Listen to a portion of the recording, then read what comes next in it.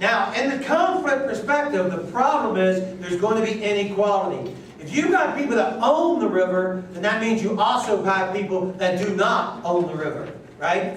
So you got this very elite group that owns the river and is the shot caller.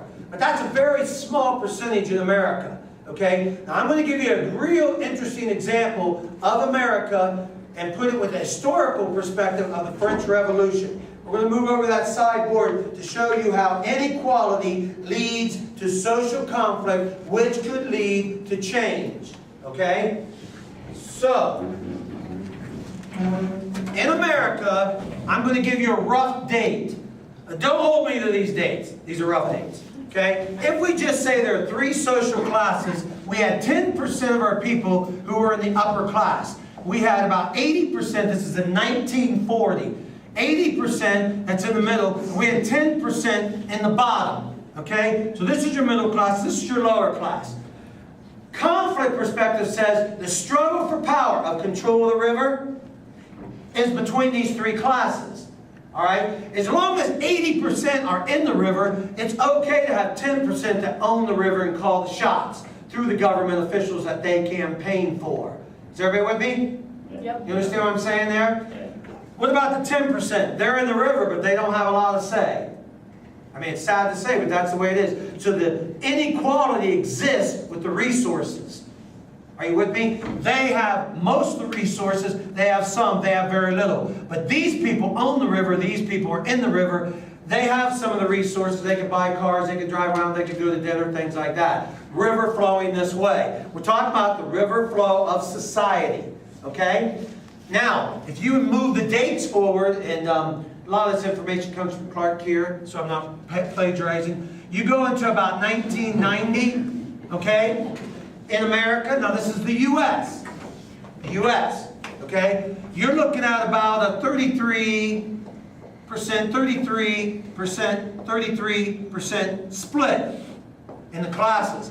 So now, what does that mean? That means out of this, 43, 53, 63, 73, 47% of the people have either gone down or up. So now some have become 23%. Yeah, no, it's not a math class. It's not a math class. 23% have gone up to be shot callers in the river. But the vast majority has also gone down.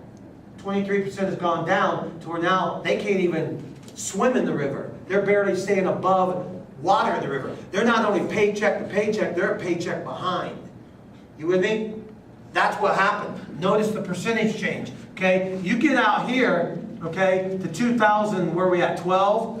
You get out here, now you're talking about, you can get into this, if this 33% split keeps going, I want to compare this to something. French Revolution.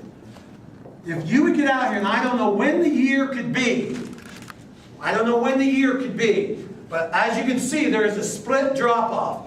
In the French Revolution, it became a 50-50 split.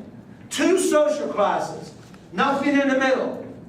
The problem with that is you got shot callers in the river telling everybody else how to flow. And they're resentful. This is that struggle I'm talking about for power. They're resentful. They have all the power. They resent that they are being told what to do by these people that have all the power. These people are making the rules that they must follow. If not, they pluck them out of the river, put them in jail. In the French Revolution, a guy named Maximilien Robespierre got sick of that, led these people into a revolution, okay, and the war was on. Now, you would be naive to believe that that could not happen in America, according to the conflict perspective.